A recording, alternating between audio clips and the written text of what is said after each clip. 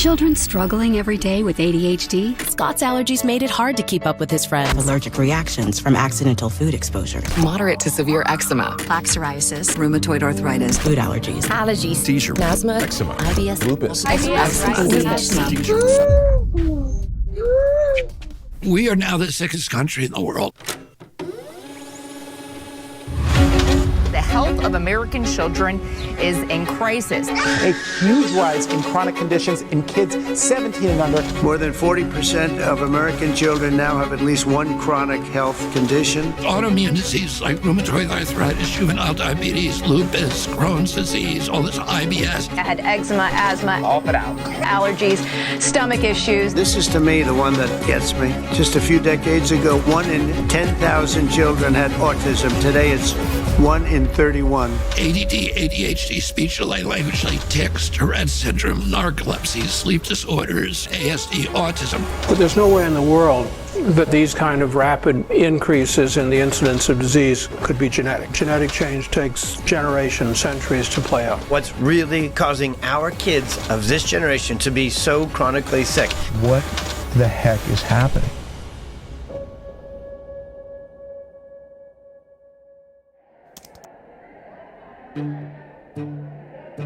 America is the sickest nation in the industrialized world. It is now believed that over 54% of our kids have a chronic disease, either a neurological disorder or an autoimmune disease. That's up from only 12.8% back in the 1980s. In roughly 40 years, we have seen the greatest decline in human health ever recorded.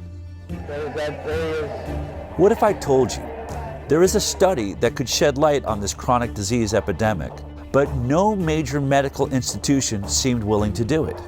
What if I told you there was one scientist brave enough to conduct this study? How you doing, Mark? Good to see you. Yeah, nice to see you. Absolutely. Yeah. What if I told you that when the study was finished, that scientist was too afraid to publish it? What would you do? Maybe you would do what I did. I got hidden cameras and recording equipment, and I went to ask him why. Thank you. You're very welcome. Cool. Have you all dined with us before? I want to show you a video. Okay. Curious of what's your reaction to this. Okay. Just hit play here. Yeah. Go ahead and press play there. What was the most shocking thing? Because I mean, I know what I've seen. No, I thought it was important. It's important information because of it did show a difference between the groups. We have some serious issues. No, I actually agree with that. If I can't get this study out, then what hope is there for every kid in the future? I don't want to say it's not the right thing to do. It's the right thing to do, but I just don't want to. I mean, obviously, really emotional. Sick. It's really sick. Publishing something like that, might as well retire. I'd be finished. So who was that guy? Zervo's probably going to lose his job over this.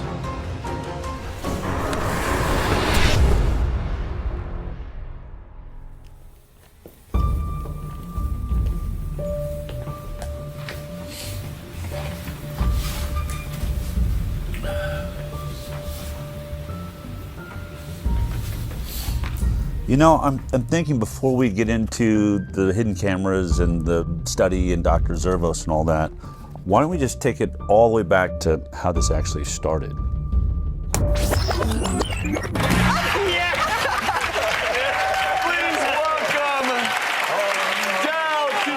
I've been a medical journalist for almost 20 years now. My first 10 years was at CBS, and the last 8 years or so I've had my internet news show called The High Wire. Good morning, good afternoon, good evening, wherever you are. But the biggest change in my career happened when I produced a documentary about vaccinations called Vaxxed. And at the center of that documentary was a whistleblower from the CDC named Dr. William Thompson. He came forward in 2015 and said that they were committing scientific fraud on the vaccine safety studies. Well, that film blew up and became a worldwide sensation, mostly because we got so much bad press, starting with being kicked out of the Tribeca Film Festival. The decision to run a controversial documentary about vaccines has Robert De Niro at the center of a big screen backlash. Tonight, the film festival Robert De Niro started Under Fire, a controversial new film that many are characterizing as anti-vaccine. I think the movie is something that people should see. There was a backlash which I haven't fully explored. I want to know the truth, and I'm not anti-vaccine. I want safe vaccines. Vax producer Del Bigtree says canceling the screening amounts to a suppression of the truth. I can't imagine what type of pressure came down that would make them pull a movie that they were obviously behind in the beginning. The message from the medical community is clear. This is one of those scientific questions that where science has provided an answer. Vaxxed ended up being one of the most controversial documentaries in history. And because of that, there were lines down the block everywhere we went. Look at this crowd behind me. Look at this line, goes on and on and on. In fact, the very first day we screened at Angelica Film Center in New York, I wanted to know why there's this giant line down the block. What are these people here for? Can every parent or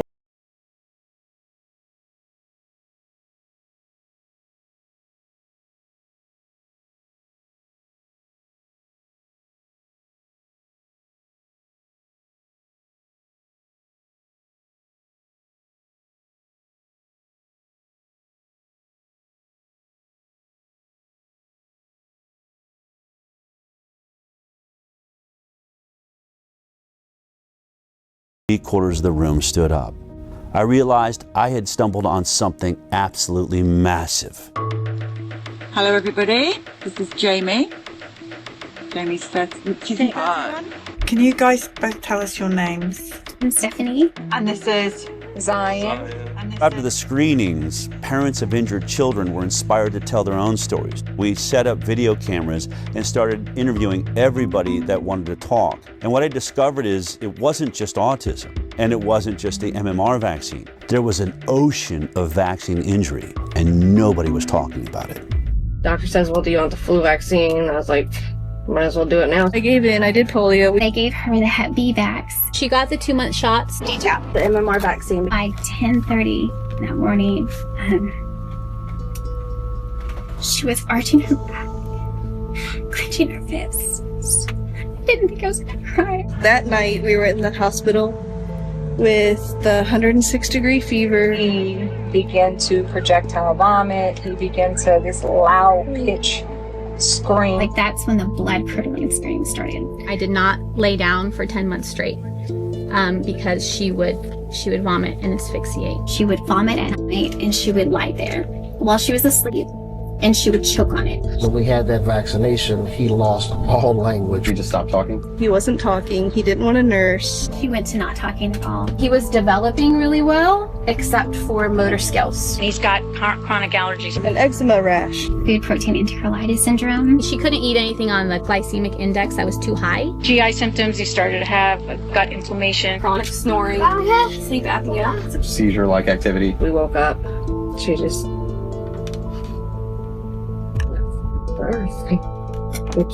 She died in your arms. Yeah. I continued to vaccinate her and make her worse and make her sicker. The guilt and it's so overwhelming. They killed my daughter.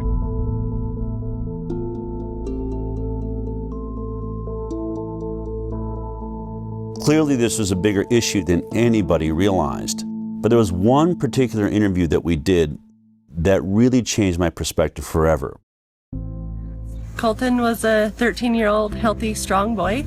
He loved anything that has to do with an adrenaline rush. Motocross was his passion. The doctor says, hey, he's the age that you should get the HPV vaccine. I said, okay. So he was administered the vaccine. And then this is the last day he got to ride that big boy bike. And that day he came home, he was starting to feel nauseous, really sore neck. He still didn't want to get out of bed. I just thought, man, you're just really weak and exhausted. And that evening, when he sat up to take a drink of water, he just flopped back and his head just hit the pillow, and I went, Colton, are you going paralyzed? They immediately took him down to Primary Children's Hospital in Salt Lake.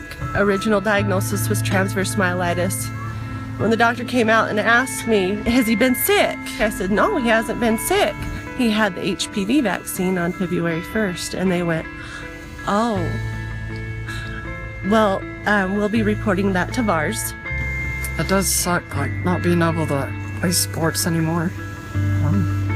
Now I have to sit on the sideline, just watch everybody. You gotta do your research, like, you can't just trust a doctor anymore. Do your own ways to find out what's best for you.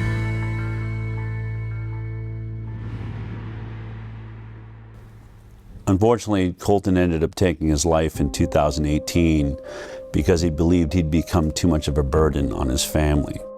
But the thing I remember about standing there and watching that interview taking place, my co-producer Polly Tommy was doing the interview, was this box that was hanging on his side that was breathing for him. And it went through a tube that was going through a hole in his throat.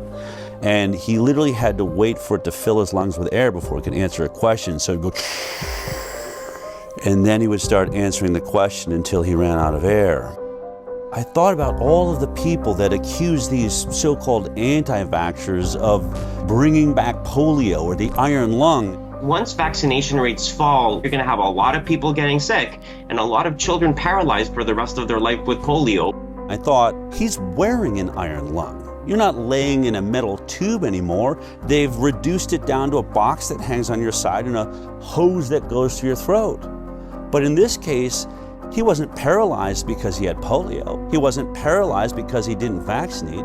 He was paralyzed by the Gardasil HPV vaccine. I chose to get my daughter vaccinated because I want her to be one less woman affected by cervical cancer. One less. Gardasil. Then I went home and started looking up all of the inserts, the warning labels that are wrapped around all of the childhood vaccines, and most of them say it right there in serious adverse events.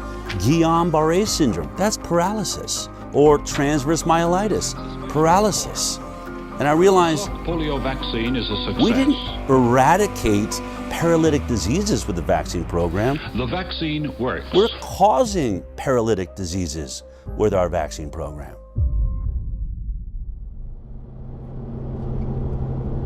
So as we traveled the country, some parents would come up and say, I'm about to have a baby. I'm definitely not going to get the MMR vaccine because your movie shows that that one's dangerous. But what about the other 16 vaccines that are given in 72 doses by the time my child's 18? And I'd say, I only have anecdotal evidence from the thousands of interviews I've done that not a single childhood vaccine is safe.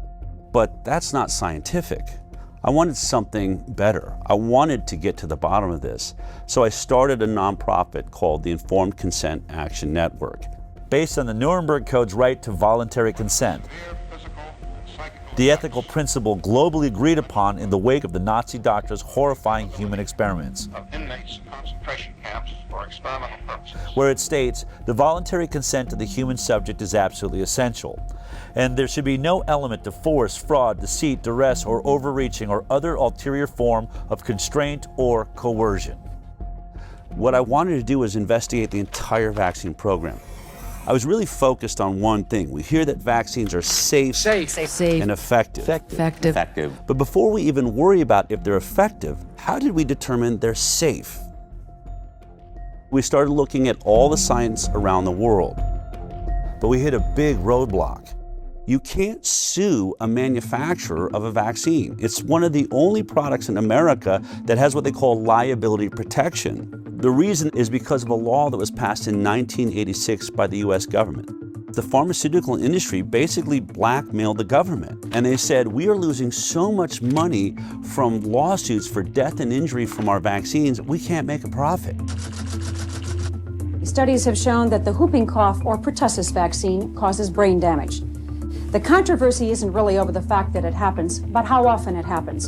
And they said, if you want us to continue making vaccines, you're going to have to take on the liability. And our government agreed to that. If you want to sue or you want to get any information outside of what's publicly known, you're going to have to sue the government. And that's when I realized I need a constitutional attorney. And I found a guy named Aaron Siri. Mr. Siri, you're not a medical doctor, are you? No, sir. And you're not an immunologist or biologist or any kind of... Or vaccinologist, no, but I depose them regularly, including the world's leading ones with regards to vaccines, and I have to make my claims based on actual evidence when I go to court with regards to vaccines. I don't get to rely on titles. Okay. he had a genius way forward. We're going to sue the government agencies, HHS, FDA, NIH, and we started winning. And what did we prove in those lawsuits? That the entire science behind vaccine safety was nothing but a complete fraud. Doctors used to listen to parents. When their parents came in and said, hey, my kid is suffering with this condition, has this issue, doctors listened to them. But when parents started coming in and saying, my kid went in and got a vaccine and then started having X issue, that's when doctors stopped listening. Hi, how you doing? We have triplets, 2 boys and a girl, Richie, Robbie, and Claire. Every day in our life was a party. Every single day they were smiling and laughing and looking at each other, engaging in each other. On June 25th, 2007, we brought them in for the pneumococcal shot. My daughter still has the mark on her leg from the shot. She was the first one to get it, and she screamed and never really stopped screaming after that. But we continued. We didn't know. We did the boys as well. By noon, Claire shut completely off. It was as if she was blind and deaf, and all she did at that moment was stare at the ceiling fan. So that was at noon. We had the shot at 10 a.m. 2 o'clock, we watched Richie shut off. They lost all their reflexes. I'm an educational audiologist. I actually did the test for the stapedial reflex, which is a little muscle in the middle ear, just to see if a muscle they can't control was still working, and it didn't. The stapedial reflex dampens sound so your ears don't hurt from a really loud sound, and both of them had no stapedial reflex. They stopped blinking, stopped yawning, stopped coughing, stopped sneezing. The worst is when we saw the final one shut down. We were told it was genetic, and then we were told by geneticists that there's no possible way 3 children would shut off on the same day. So we had severe autism spectrum disorder for all 3 kids entering kindergarten. We have spent hundreds of thousands of dollars trying to recover them. The only person that we got back is Robbie, the one that was last to shut off. Richie can only say single, maybe 2 words together. Claire is still completely nonverbal, not potty trained, and Robbie is approaching grade level, but severe OCD. Let me tell you what a day in our life is. So you got, say, a 6 or 7 or 8 year old child who's not potty trained, and at 2 or 3 or 4 o'clock in the morning they fill their diaper. Well, you assume that's pretty uncomfortable, so they take it off. Pretty soon it's all over them. It's all over the bed. In short order, it's all over me. It's all over her. I'm snapping at her. She's snapping at me. We're both snapping at the kid, who is the only innocent party in the whole scenario. And the one thing that's conspicuously absent from that scenario is anybody who told you that shot was safe. They were all asleep in their bed. They haven't got a problem in the world. This one story of Richie, Robbie, and Claire puts an end to any discussion that autism is only caused by genetics. There is no genetic explanation that would turn 3 brothers and sisters off on the exact same day. What you should do when there are widespread complaints that a product is causing a given harm is you should study it. Vaccines should be tested like other medicines. They should be safety tested. And unfortunately, vaccines are not safety tested. Of the 72 vaccine doses now mandated, essentially mandated, they're recommended, but they're really mandated for American children, none of them, not one, has ever been subject to a pre-licensing placebo-controlled trial. Health and Human Services Secretary Robert Kennedy Jr. has been torn apart by mainstream media for saying that there's no placebo trials being done for vaccines. But he's right. It's exactly what we found in our lawsuits against the government.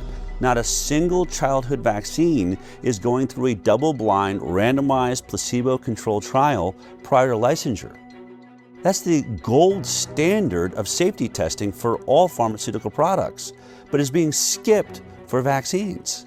In case you forgot how a double-blind, placebo-based trial worked as we discussed it back in high school science class, let me remind you.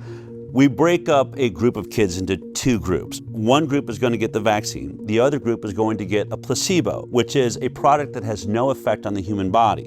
When it comes to an injectable like vaccines, that is a saline injection. Then it's called double-blinded because both the scientists and the patients are blinded from knowing which one they got. Did they get the vaccine or did they get the placebo? This is so that the scientists will not manipulate the study in favor of the pharmaceutical industry that will stand to make a lot of money if this vaccine proves to be safe. Then we track these two groups for 2 to 5 years, sometimes as long as 10 years for a lot of drugs. And at the end of that study, we unblind both the patient and the scientist. So we look at both groups, the vaccinated and the placebo group, and we compare their health outcomes. Who had more cancer? Who had more diabetes or ADD, ADHD or autism or Tourette's or lupus or multiple sclerosis? All of these things that are currently skyrocketing in the United States of America. And if, when you compare them, they both turn out the same, there's the same amount of issues in the vaccinated group as is in the placebo group, then you know it's safe. You've established what we call a safety baseline. But if the vaccinated group has more issues than the placebo group, then we know it's not safe and it shouldn't be put on the market. Only one problem. Not a single vaccine on the childhood schedule has ever been through a double-blind placebo-based trial. Therefore, they cannot say the vaccines are safe based on science. Are all vaccine trials placebo-controlled? No, and nor should they be. So, for example, when Prevnar 13, so Prevnar was a conjugate pneumococcal vaccine. The FDA has approved a new pneumococcal vaccine. It had to be tested in the phase 3 trial, and so the control group there was Prevnar 7 and had been shown to work. It will replace Prevnar, which was effective against 7 serotypes. You can't ask parents to put their children at risk of pneumococcal disease when there existed on the market at the time a vaccine to prevent that. And the World Health Organization has been very clear on this. That would have been considered an ethical trial. Dr. Paul Offit's one of the big proponents of vaccinations, probably because he's made a vaccine and made a killing off of it, the rotavirus vaccines on the childhood schedule. It doesn't matter whether I financially benefited or not. He likes to go around and say, well, we can't always do placebo trials, especially if there's already a vaccine that covers that disease. So he'll use an example like Prevnar 13. Prevnar 13 in its safety trial was tested against Prevnar 7, the earlier version of the vaccine. And he'll say you cannot test Prevnar 13 against a saline placebo because it would be unethical. You'd be denying children access to a vaccine that is already on the market, and that's not fair to them.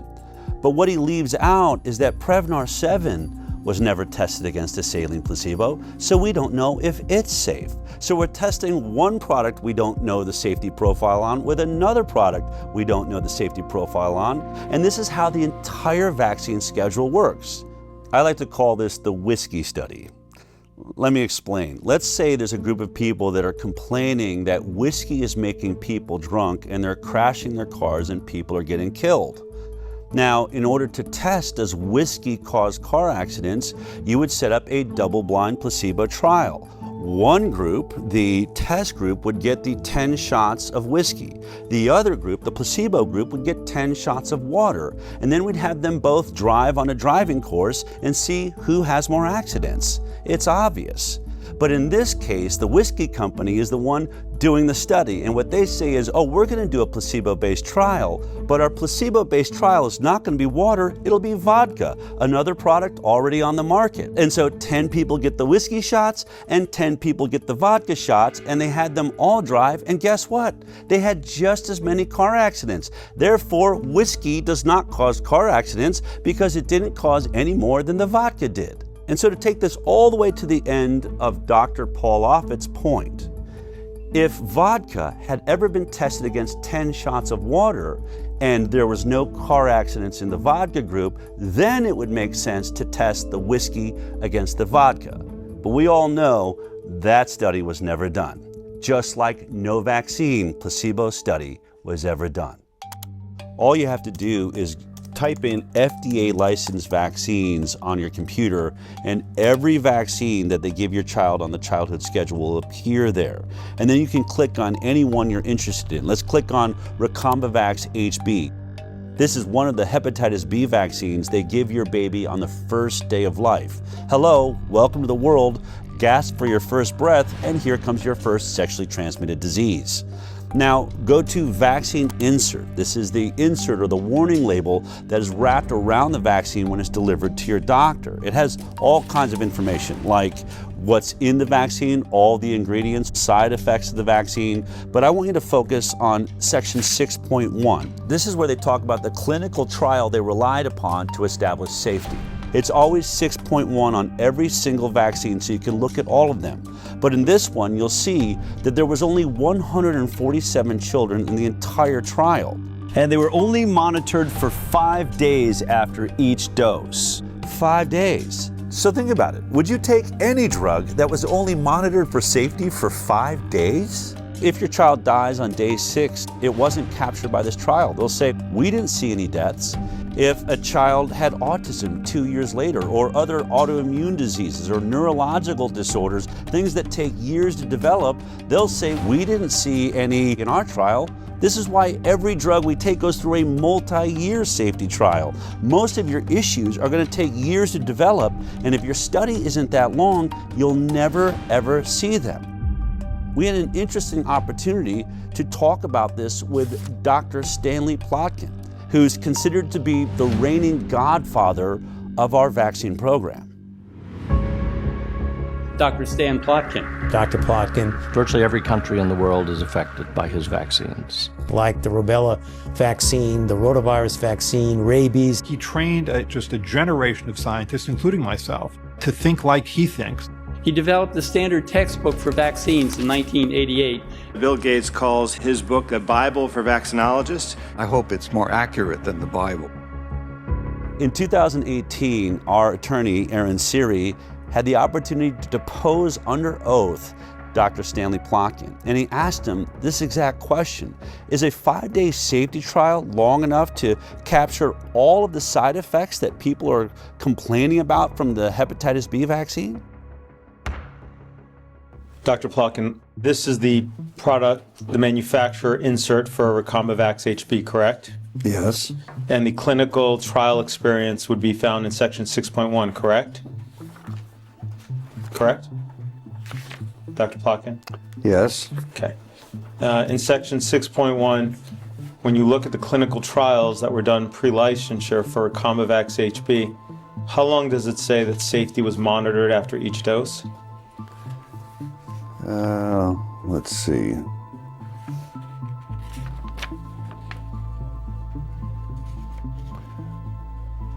Uh, 5 days. Okay. Is 5 days long enough to detect an autoimmune issue that arises after 5 days? No. Is 5 days long enough to detect any neurological disorder that arose from the vaccine after 5 days? No. There is no control group, correct? It does not mention any control group, no. No. If you turn to section 6.2, under the nervous system disorders, it states that there have been reports of Guillain-Barré syndrome, correct? Yes. As well as multiple sclerosis, exacerbation of multiple sclerosis, myelitis, including transverse myelitis, seizure, febrile seizure, peripheral neuropathy, including Bell's palsy, muscle weakness, hypothesia, and encephalitis, correct? Correct. Okay. Now, before you go on, these reports are required to be included because they have been reported to the authorities as happening after vaccination. That is not proof that the vaccine caused those reactions. In order to establish whether it's causal between the vaccine and the condition, you need a randomized, placebo-controlled study. But yes. That was not done for this hepatitis B vaccine before licensure, was it? No. Okay. Without a control group, if you're looking for a phenomenon occurring in the vaccine group, you cannot judge that phenomenon without having a control group. isn't it true that it would now be considered unethical to conduct such a study today?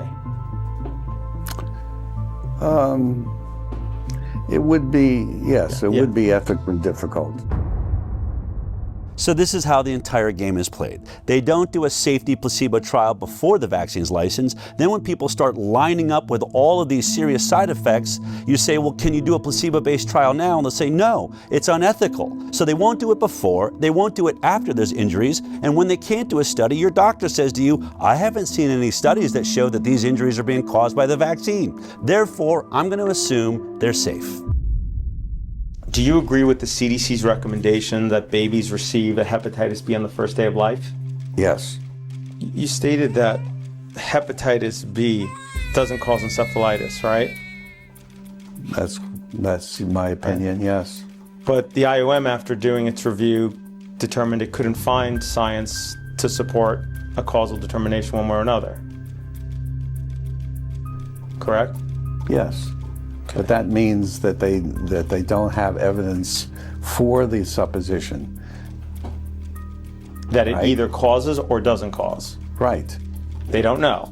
They don't know because there aren't enough data. In the absence of data, my conclusion is that there's no proof that causation exists. So if there's no data to show that it causes or it doesn't cause, yes. Your supposition, is that I understand correctly? Yes. Is that it doesn't cause it? That there's no proof that it does. Okay, that's different than saying it doesn't cause it, correct? Correct. So let's be clear, vaccine safety is not based on science and data, it's based on an assumption of safety. And that is the stalemate we find ourselves in. But there's one way out of it. Instead of doing a placebo-based study, you can do a retrospective study looking at people that have already made their choice, whether they're going to vaccinate or not. And then you just compare those groups, the ones that got the vaccines and the ones that decided not to vaccinate. We call that the vaccinated versus unvaccinated study. It's been done by a few independent scientists and institutes amongst small groups of children, but never by a major government agency or a major medical facility. The reason this study is important, I think, is illustrated by a study that was done in Guinea-Bissau, Africa, by a man named Dr. Peter Abe. He's one of the lead experts, he's pro-vaccine, and he develops vaccine programs for the third world. He had a DTP vaccine program he'd run 30 years ago in Guinea-Bissau, Africa, and recognized 30 years later, you know what, only half the children in the country got that vaccine and the other half didn't. I could do a perfect comparative study between the vaccinated and the unvaccinated. And when he did that study, the results blew his mind. This is about vaccines. And I think it's important to recognize that no routine vaccine was tested for overall effect on mortality in randomized trials before being introduced. I guess most of you think that we know what our vaccines are doing. We don't. The program we are talking about at the time, the vaccine program, was introduced sort of in the late 70s after the successful eradication of smallpox. WHO made sort of the first immunization program for the low-income countries. What comes out here, you had 2.3 times higher mortality if you are DTP vaccinated. And that is the most commonly used vaccine in the world. So the whooping cough vaccine or the pertussis vaccine was associated with twofold higher mortality. You can have a vaccine which is fully protective against a specific disease, but associated with higher mortality. How is that possible? After looking at this study, it was clear that the vaccine did protect against the diseases they were vaccinated for. The kids didn't die of diphtheria, tetanus, and pertussis. Only one problem. Once they looked at it, they were dying at 5 times the rate of all of these other issues. So it was clear that though it was protecting against these diseases, it was weakening their immune systems to all sorts of other problems. One of the other scientists on this study did a TED Talk on this. In spite of being protected against 3 deadly diseases, the introduction of DTP was associated with increased overall mortality. Children who received DTP vaccine had 5 times higher risk of dying than those who didn't. And this is just one example of many studies now done of DTP vaccine, and they all show the same. DTP vaccinated children have higher mortality than those who didn't get DTP. So it appears that DTP vaccine has negative non-specific effects. The protection against the 3 deadly diseases comes at a very high price, namely increased risk of dying. So, with the best of intentions, the use of DTP vaccine may kill more children than it saves. I know these results are extremely uncomfortable, and most people, including myself, just wish they weren't true. But this is what the data tells us. That was just a study of one vaccine in a group of children. What if you studied children that were receiving not one vaccine, but between 72 and 100 vaccines by the time they're 18? Of course, I'm talking about the most vaccinated nation in the world, the United States of America. Our federal health authorities actually paid the Institute of Medicine to look at the safety of the vaccine schedule as a whole. And the Institute of Medicine, after conducting that review, came back with a report in 2013. The report said no studies have compared the differences in health outcomes between entirely unimmunized populations of children and fully immunized children. It's the CDC's responsibility to do those studies, and they've been ordered again and again and again to do them, and they have refused. But the Institute of Medicine has looked at the vaccine schedule and said in their 2011 report, there are over 150 injuries that are likely to be associated with vaccines that have never been studied. Well, what did the CDC do after the Institute of Medicine issued that report? Instead of doing the study, they ended up doing a study on how to do a vax versus unvax study. It went and it paid a whole lot of money to issue a white paper on how to conduct that study comparing vaccinated versus unvaccinated kids. That white paper came out in 2015. Now, here we are in 2025, 10 years later. They've still never published that study. Now, have they never done the study? I can't tell you. This is information that vaccine safety advocates want and have been asking for a long time, and I'm not sure why it hasn't been done. This simple study would shut up every anti-vaxxer forever.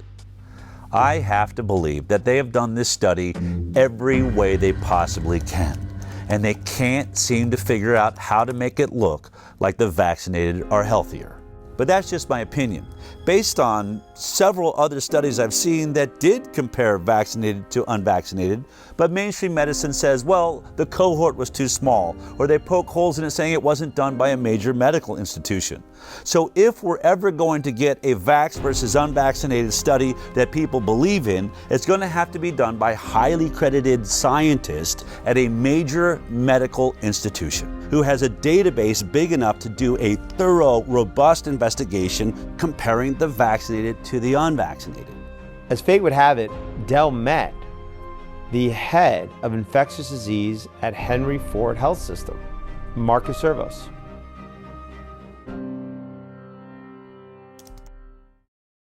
I'll never forget that meeting because you said something to me. You said, "I've watched your film. It's intriguing." But you said, I'll never forget. You said you've been saying something. I watched your videos that I had an issue with. You said that they cannot say that vaccines are safe because they've never done the proper safety studies.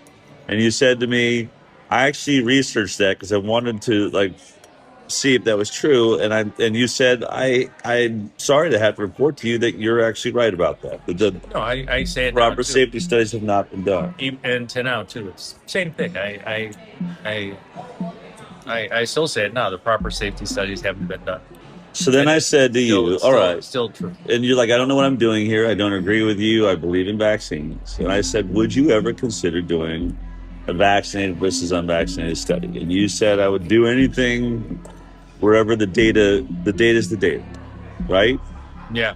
The first time I met with Dr. Servos, he agreed to do a vaccinated versus unvaccinated study. I mean, I was ecstatic. He was perfect. Ford Medical Center is one of the greatest research centers in the world, and Dr. Zervos is in the middle of being a hero for having just worked out the entire Flint, Michigan water crisis. 74 miles of large diameter pipeline will stretch For decades, Flint, one of the poorest cities in America, had bought its water from Detroit. Instead of staying on the Detroit water supply while the pipeline was being built, the city would temporarily get its water from the Flint River. That decision would force the city to activate an old water treatment plant. Here's the plant. This is what is coming out of the tap. Water's brown, has a bad odor. We cannot drink the water. They soon became a breeding ground for Legionella, and people were getting sick. The oxygen, you're on that all the time, or do you ever get to take it? I want it all the time. Yeah. Her doctor, Marcus Zervos, had been treating a chronic skin infection that her weakened immune system couldn't control. They are doing a lot better. I'm ecstatic. You know, if I can get them healed over a little bit more, I'm going to get you an appointment with those transplant doctors. There'd been 90 confirmed cases in the year and a half following the water switch. 12 people had died. Sean McElmurray had pulled together a team of 23 scientists and experts from around the state. The team says the state wouldn't authorize them to start the search for the source of the outbreak. Dr. Zervos was the infectious disease expert, and he was worried about the delay. It was critical to start right away because by June we expected to see more cases of Legionnaire's disease and there would be more deaths, which is what we expressed in a meeting that included top leadership at MDHHS. I remember my colleague telling him that if he didn't do that, people could die. Unfortunately, Nick Lyon's response was that, well, they have to die of something. I mean, you're just in shock as a result of him saying that, the director of the health department. Dr. Zervos seemed perfect. He'd stood up against the entire health system in Michigan, so I figured he'd probably be brave enough to do this study. But then a couple of years went by and still no study.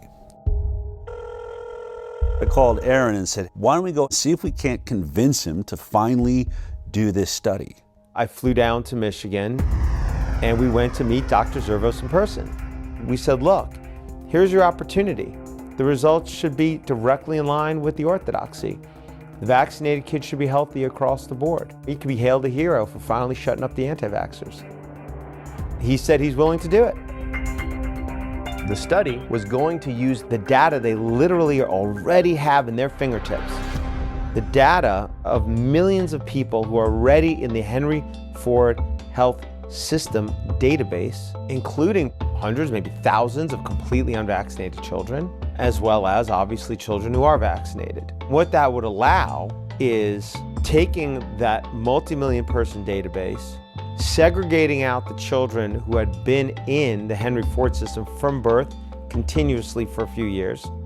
Because it's a captive HMO environment, meaning it provides the insurance and it provides the medical care, it has most of the health records for these kids, including if they go out of the Henry Ford medical system, Henry Ford, as the insurer, was still paying for it. So they have the health codes for all the medical services that these kids got. So if you segregated out those kids, now you have a cohort of children from birth for at least a few years where you knew everything about them.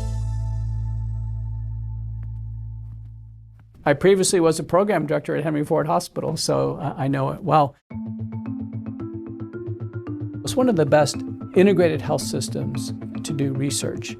Henry Ford receives over $90 million in annual research funding, with nearly 700 residents and fellows in 53 ACGME accredited training programs. I think Henry Ford, like other institutions, has a bias towards the goodness of vaccines. You can't miss it. It's a full-page letter here from Henry Ford with 56 signatures saying in bold letters, the science is clear, vaccines save lives. If the results came back demonstrating that the battery of vaccines was associated with chronic diseases and that unvaccinated appeared healthier over time, such a result would be particularly convincing.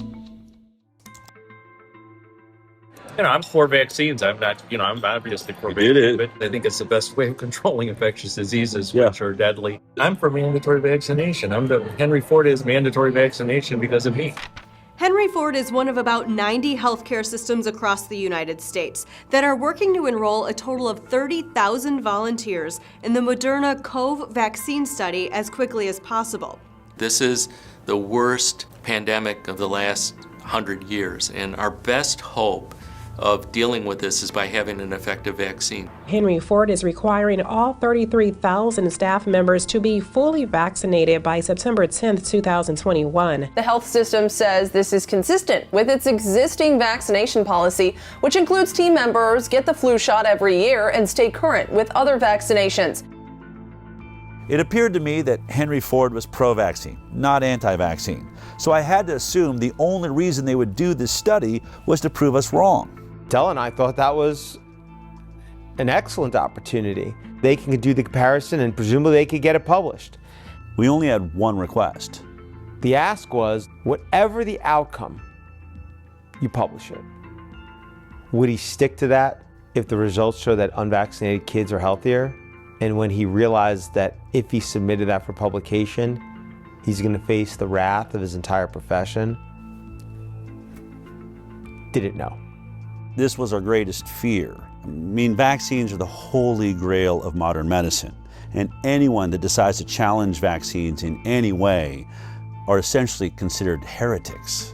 Vaccines are safe. Vaccines are safe and effective. Vaccines are safe and highly effective. Safe and effective. Safe and they're highly effective. Vaccines are one of humanity's most incredible accomplishments, and they've saved millions of lives. Childhood vaccines have prevented about 4 million deaths around the world every year. The overwhelming majority of pediatricians in this country strongly support vaccination. Missing her vaccination dates. We're not vaccinating.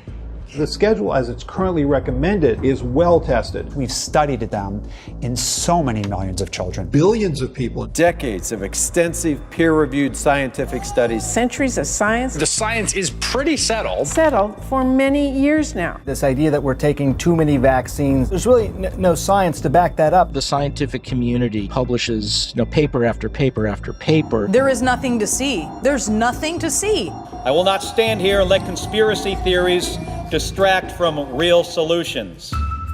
Most doctors can't tolerate being called quacks or having their reputation destroyed. And I went from treating the head of the laboratory at my hospital for hypertension to becoming, somebody that was doubted on every levels after a while because of one thing that I said, which was, can we stop giving vaccines to my sick patients and give it to them on the day of discharge? And had they not tried to intimidate me, doubt me, and pushed me to research and show that what I saw was actually real, I would still be lockstep working as a regular doctor. The Florida Department of Health, in partnership with the governor, is going to be working to end all vaccine mandates in Florida law. All of them. All of them. My experience with discussing or disclosing harms associated with vaccines is that those are not welcome ideas or conversations. That move from the Florida Surgeon General, a doctor there, drawing condemnation from public health experts. Whether it's ignorance, it's stupidity, or it's malice, at the end of the day, people are going to get hurt. He's not going to necessarily receive a warm embrace by some of the people in his profession, but that's really what courage is all about. It's a very hostile environment, both scientifically and in the media, for individuals who reach conclusions or have opinions that counter mainstream ideas. Every independent scientist that has ever ventured into doing a vaccinated versus unvaccinated study of any kind is immediately under assault. There's one by Dr. Anthony Mawson out of Mississippi. He did a homeschool study of about 600 kids and discovered alarming rates of allergies, ADD, ADHD, neurological disorders, and a 4-fold increased risk of autism amongst the vaccinated. As soon as the study came out, his job was under threat. In fact, I asked him if he'd be in this film, and he said, look, you can show my studies, but I have just been dragged through the coals on this. I can't take anymore. Then there's Dr. Paul Thomas. Hey, how you guys doing? What I'm seeing on this side is a pink dull, scarred up eardrum. I've been a pediatrician for 35 years. I'm now retired. What I noticed in the first decade or so of my practice is kids were getting sicker and sicker. And over the next decade, as more and more patients chose not to vaccinate, I got to see the difference. But I wanted to see, could I prove it? So we got all the data from my practice. We looked at every baby born into my practice and published it in an international journal of public health. What we found, and that study was peer-reviewed, it was robust, we found massive increases. I mean, we're talking 400 to 500% more. Allergies, autoimmune conditions, neurodevelopmental issues, and then we had infections of all kinds. Massively increased in the vaccinated compared to the unvaccinated. What happened when I published that study? Within days of it being available online, I get a call from my attorney. Don't go see any patients, don't write any prescriptions, don't go into the office. Your license has been emergently suspended. You are a threat to public health. What's today? Today, it is the last time I will be doing clinical medicine in Oregon. Knowing that you guys are keeping it going, the heart of this place lives on. So what if Dr. Zervos does this study and it turns out exactly the same way as the others? Would he still publish it? That was the question. Years went by.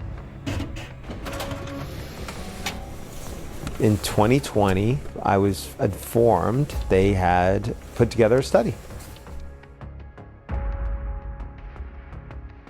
When I had that study in my hand and I looked at it, the significance of it, it was an actual study that, when published, was the first step in changing this landscape. Weeks went by and then more time went by, and at some point, what I learned was it was not going to get submitted for publication.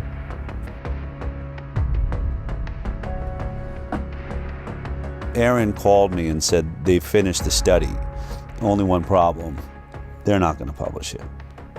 I mean, it was everything we were afraid of. I called Dr. Zervos and I said, can I fly out and meet you for dinner? And he agreed. I wanted to look Zervos in the eyes and ask him, what's so damning in this study that you're afraid to publish it? I wanted to know what was in this study. I hadn't seen it.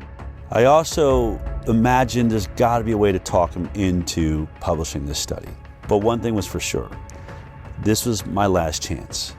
I'm going to bring hidden cameras and recording equipment so that no matter what happens at this dinner, I can prove it happened. What do you think about the study you guys have done? It's important information because of, it did show a difference between the groups. I don't know how to. Oh, she got it. How to explain? Here it comes. I don't know how to explain it, but it's important. It was an important finding. The study was for what. Do you find any flaws in the study? I mean, is there a way they could do the study? You can do the study better with what's there? Not that I know. No. That I know.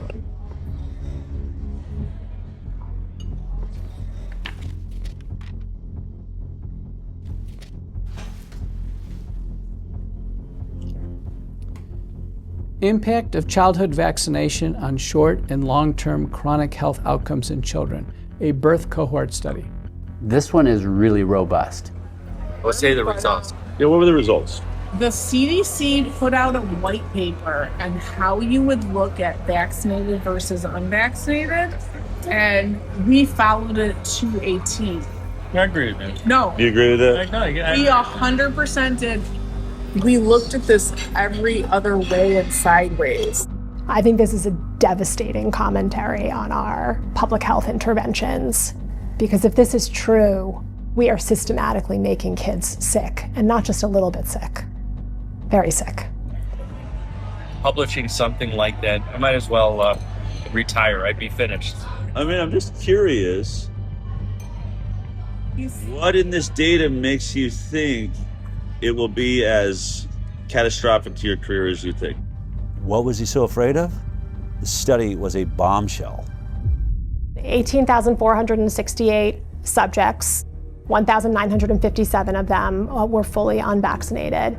When comparing the health outcomes of the vaccinated versus the unvaccinated, they found an increased risk in the vaccinated of several chronic health conditions.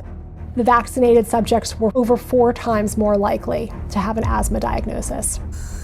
4.29 times in the adjusted. And that seems, I've looked at a lot of studies, that's 3.26 to 5.65. They also found 3 times the risk for atopic diseases, which is kind of a subset of allergic diseases. They found a almost 6 times risk for autoimmune disease. The autoimmune diseases this paper looked at include thrombocytopenic purpura, rheumatoid arthritis, SLE, systemic lupus erythematosus, MS, multiple sclerosis, and Guillain-Barré syndrome. They mentioned there are over 80 different autoimmune diseases, and what their data showed for autoimmunity, 6 times increase in those who got vaccines when compared to the unvaccinated. Which is staggering, because autoimmune disorders really represent significant morbidity and health costs and suffering, accrued over a lifetime. Neurodevelopmental disorders. What kind of numbers are we talking about? Do you remember? 5.5 times risk for neurodevelopmental disorders. We know that the immune system is intimately connected with both brain development and brain functioning. And so when the immune system gets triggered by illness, potentially by vaccination, you can get neuropsychiatric symptoms, presumably related to brain inflammation and immune processes in the brain. 2.92 times the amount of motor disabilities, 4.47 times the amount of speech disorders in the vaccinated compared to the unvaccinated. 3 times the rate of developmental delay. They found the same things I found related to allergy and autoimmunity. Also, 6 times more acute and chronic ear infections. Interestingly, there were several health conditions where they couldn't even do this analysis because there were none in the unvaccinated group.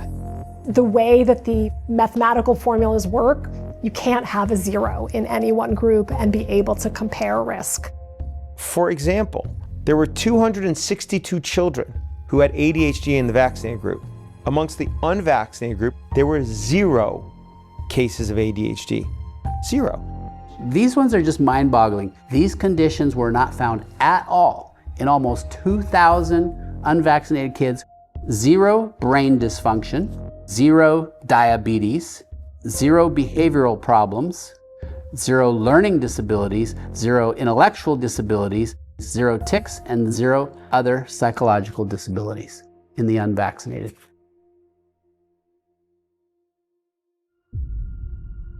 I'm going to read the conclusion here. Despite this, and in contrast to our expectations, again, the author's expectations was they'd conduct the study and probably find vaccinated people a whole lot healthier than the unvaccinated, right? This is what we found. We found that exposure to vaccination was independently associated with an overall 2.5-fold increase in the likelihood of developing a chronic health condition when compared to children unexposed to vaccination. Any vaccine, even just one, compared to none, had 2.5 times more likely to have a chronic health condition. There were no chronic health conditions associated with an increased risk in the unexposed group. None. What does this graph mean? Explain that to me. So it's no vaccines versus vaccines. That's basically your likelihood of not having a chronic health condition. They did something called time to event analysis. At 10 years, the likelihood of being free from a chronic illness was only 43% in the vaccinated group versus 83% in the unvaccinated group. It's a big difference. So if you're unvaccinated, you stay up here above the, like was it 80% of you are going to be perfectly healthy, whereas you're dropping below the 50 percentile which is exactly what I've been stating. I've been saying 54% of America's children have a chronic illness now. It's right there. And that's basically what that's showing. 10 years follow-up. 57% of the vaccinated had a chronic health condition in just 10 years. That should shock everyone. Let's remember, the entire conversation of the moment in America is the fact that 54% of our children are chronically ill. And here we are looking at the study, and it's almost exactly those numbers. 57% of the vaccinated are chronically ill, whereas only 17% of the unvaccinated. I think because I have an interest in vaccines and I understand off-target, non-specific effects, I was sad, but I wasn't surprised. I can tell you that these data are consistent with my greatest concerns regarding the childhood vaccination schedule. That despite the good intentions of the field of vaccinology, that is backfiring on us. In virtually every single chronic health category, the vaccinated are doing far worse. But there is one issue. It's the one that I have been talking about for years and puts me into the middle of this entire investigation, and that is autism. And in this study, it appears that there was no statistical significance with the vaccine-autism connection. And I wanted to know why. Yet autism is neutral. Does that mean we're wrong about autism, Mark? No. No? No, it's there are a lot of variables involved, and it's hard to control for. When you don't have a lot of instances, as occurred here with autism, where you only have 23 instances of autism in the vaccinated group and 1 instance of autism in the unvaccinated group, that wasn't enough instances to actually be able to determine whether or not there is a statistically significant increased rate of autism. So even though the study shows all sorts of neurodevelopmental disorders, when it comes to autism, there weren't enough children diagnosed with autism in this group to answer that question. That is why studies like this need to be replicated at even larger scales. The fact is there's a signal, and the signal is unvaccinated kids healthy. That should be a very important positive study. Yes. The converse of this is kids that are vaccinated, it doesn't look so good, particularly for the neuropsychiatric disorders. Looking at the measure of association, I'm an epidemiologist, I live in this, neutral is 1. Neutral means no association is 1. If it's 2, it means there's a twofold risk. When we're doing non-randomized data, especially from corporate data stores, what have you, we have a higher threshold. And a good threshold to remember is 4. If there's a 4-fold increased risk in a data set, if we were to go do this somewhere else, almost certainly we would find an association when this is telling us that the risk relationship is greater than 4. I was sitting at that dinner reading this study for the first time and thinking, oh my God, the world needs to see this study. But the more I pressed Dr. Zervos to publish it, the more excuses he had. I think it's a good study, but it does have limitations to it. The argument against it is going to be that it's same thing, retrospective, it's not a controlled group, there's no control group, that there's other factors involved. It's a heterogeneous group of conditions. The perfect example was hydroxychloroquine. Did I happen to mention that not only was Dr. Zervos at the center of the Flint, Michigan water crisis, he was also at the center of the hydroxychloroquine study that was done by Ford and showed a 50% reduction in death for those that received hydroxychloroquine. And for that, he got attacked by Tony Fauci and virtually everybody in mainstream media and the medical world. The Henry Ford Hospital study that was published was a non-controlled retrospective cohort study. So that study is a flawed study. In the PR at Henry Ford, they put a gag order on me. I couldn't talk about anything. And they said to me, Mark, so what? So you go on CNN, which they would be happy. They'd be thrilled to have you on CNN. And, you say what you feel. But they're just going to twist what you say anyway. and make you look bad anyway. So what good is it? So I should still be able to defend myself and and say what the inaccuracies are. So I'm thinking to myself, maybe the Henry Ford PR was right, is that it's just going to get twisted around anyway, make you look bad, and you get fired. So what good does it do? So what's going to happen with this one is the same thing, is that somebody's going to come back and they're going to say, the study is flawed, as opposed to looking at it in the way that it should be looked at. How about looking at this as important scientific information that can inform how the proper study should be done? It won't be taken like that. And then I can say, why? Because there's a political agenda to it. I get it has its issues. Any retrospective study is always going to have the same problems, right? So you always have the same attacks upon it. There are limitations to retrospective studies. That's the reason why we like to do randomized clinical trials when we can, because they don't have the same limitations. The major one that you have to worry about with retrospective studies is things that are different between the groups that you're comparing that you're unable to account for. If you want a flawless study, do a placebo-controlled trial. Any retrospective study is going to have flaws in it. But in this study, they made a point to address many of the flaws that they found themselves. If someone were critical of the study, I think issues that a researcher might raise would be things like the different lengths of follow-up for the groups between the children who received no vaccines and the children who received vaccines. The authors actually did do a sensitivity analysis where they limited the analysis to children who had at least a certain amount of follow-up. When they limited the follow-up time for both the vaccinated and the unvaccinated to 1 year, it's still 2.75 times higher rate of chronic disease in the vaccinated. And when they limited it to 3 years, it's 3.38 times the rate of chronic disease in the vaccinated. And when they limit it to 5 years, it's 4 times greater. So no matter what they did to limit the follow-up time, the results of the study didn't change. The results indicate that the different follow-up period really did not have a substantial effect on the research question that they were probing. Another concern is that there are just big differences in how likely the children who received no vaccines were to seek health care compared to the children who received vaccines. So in other words, could the differences we're finding in the study just be due to the fact that these kids were being seen less often, and so they're getting fewer diagnoses?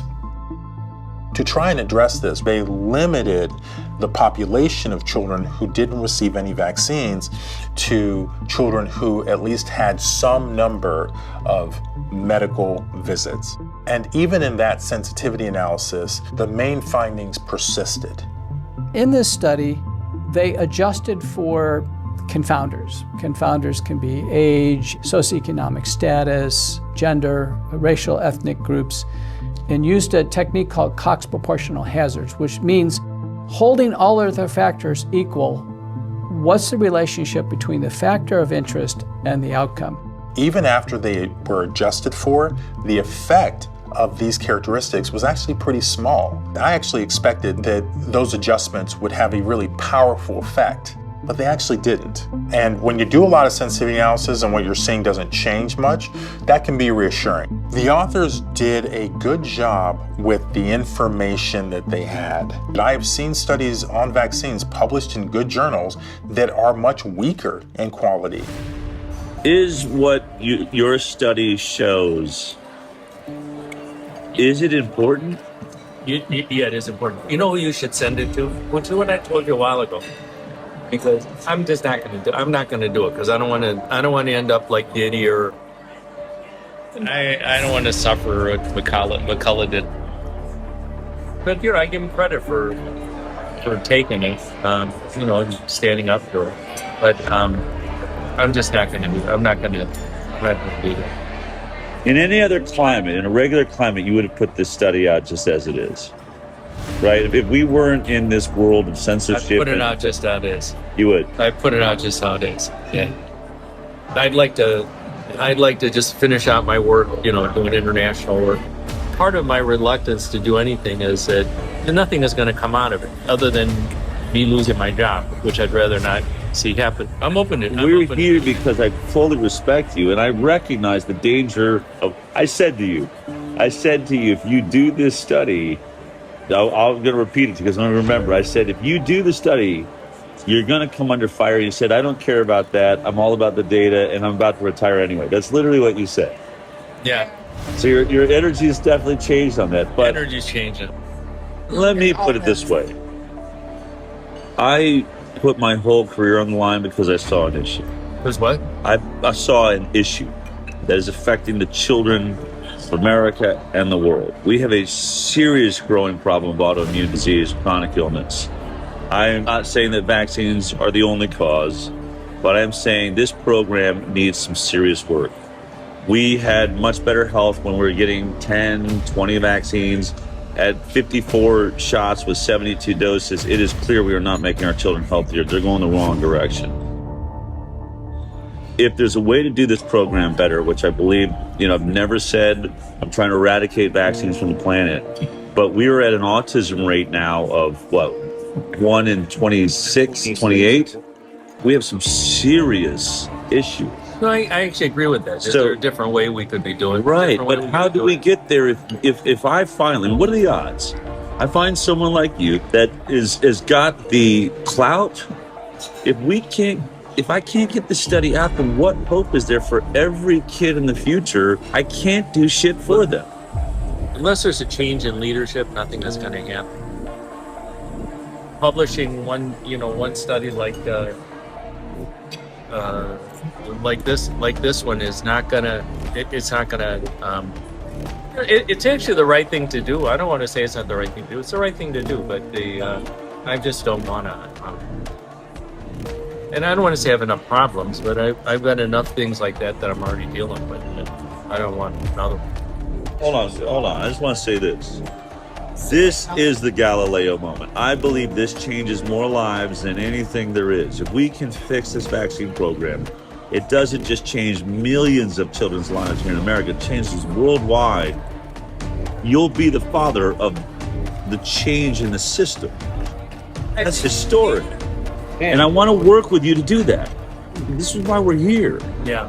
No, I see what you're saying. We have an ability to do something that no one ever dreamed is possible. If it's not you, then who? For some reason, it always comes towards me. No, I can't handle it. I really can't. I'm not a good person. I can't handle it.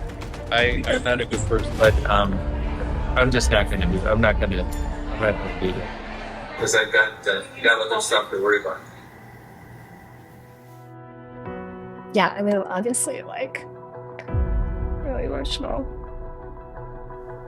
He's just going to compartmentalize it away. I think someone could look at this and be like, it's unconscionable. How could he?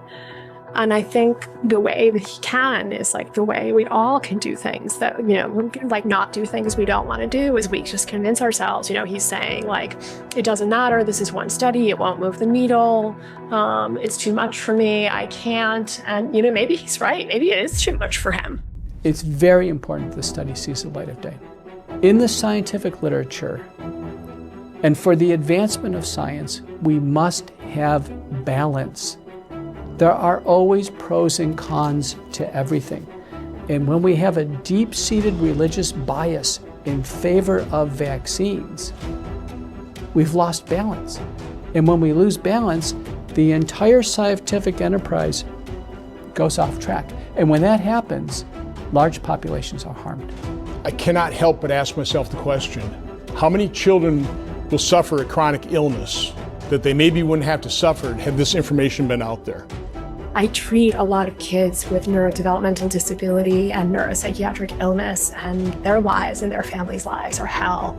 And I know so many parents who suffer all kinds of guilt. The parents who've had adverse reactions or who've witnessed neurodevelopmental regression in connection with vaccination, they are devastated. I've had so many mothers say to me, my child is like this because of me. At my hand, I did this to them. I think we are absolutely destroying our future by destroying the overall health of our most precious asset, our children. We need to know if this is true.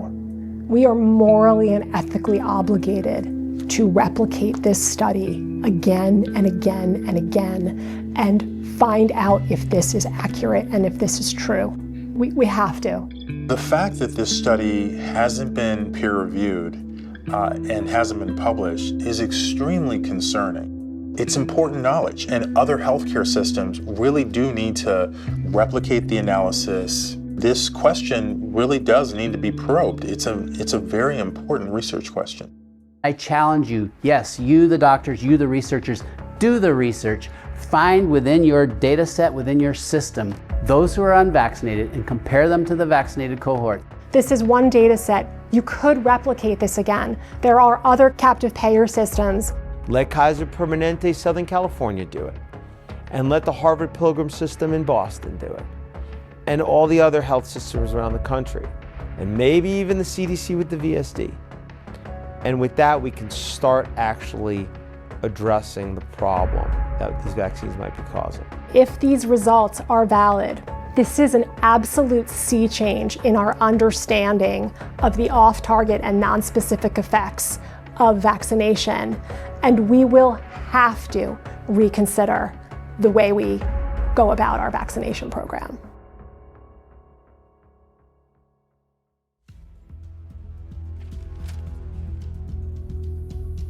This is a cease and desist letter we received from the attorneys for Henry Ford Health. This letter leads me to believe that they really don't want us to release this film. In the letter, Henry Ford accuses us of defamation for saying that the unpublished study wasn't submitted for publication due to the results of the study. They assert that the reason the study was never submitted for publication was, quote, due to significant and serious flaws in its data and methodology, and because it did not come close to meeting the rigorous scientific standards Henry Ford Health and its researchers demand. But we just heard from Dr. Marcus Zervos, the lead author on this unpublished study and a world-leading expert on infectious disease at Henry Ford. He told me he believed the study was a good study and he would publish it just as it is. Only one problem. If he does publish it, he believes it would be the end of his career. He'd be finished. Not my words, but his. Now, even if Dr. Zervos stands by his study, does that mean it's a perfect study? Of course not. Can we say that the Henry Ford study proves that vaccines are causing the chronic disease epidemic? No, we cannot. A retrospective study does not prove causation. What we can say is that we believe it is showing a signal, a red flag waved in the air by the scientific method. Houston, there may be a real problem here. Now, this concern is heightened by the fact that this unpublished study does not stand alone. It's not an anomaly. It now stands with several other studies that have all shown similar signals. So there will certainly be attacks on the limitations of this study, which can be found in most retrospective studies, and we acknowledge those limitations. But the only way to really refute it is to do your own vaccinated versus unvaccinated study and prove us wrong. That's what I believe Dr. Zervos attempted to do and failed. But as parents watching this film right now, you have to ask yourself a very important question. Why hasn't a single health agency or major medical institution in the world been able to produce one single vaccinated versus completely unvaccinated study that shows that the vaccinated children are healthier?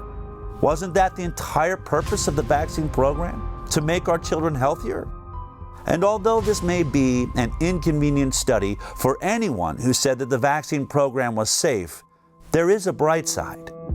In every one of these studies so far, there is a group of children who are thriving, who aren't suffering from many of the ailments that plague America's children, who have barely any cases of neurodevelopmental disorders or autoimmune disease. They are living in a world that is flourishing with health because their parents went in a different direction. You now have even more data. You've been informed. What are you going to do about it? That choice is yours.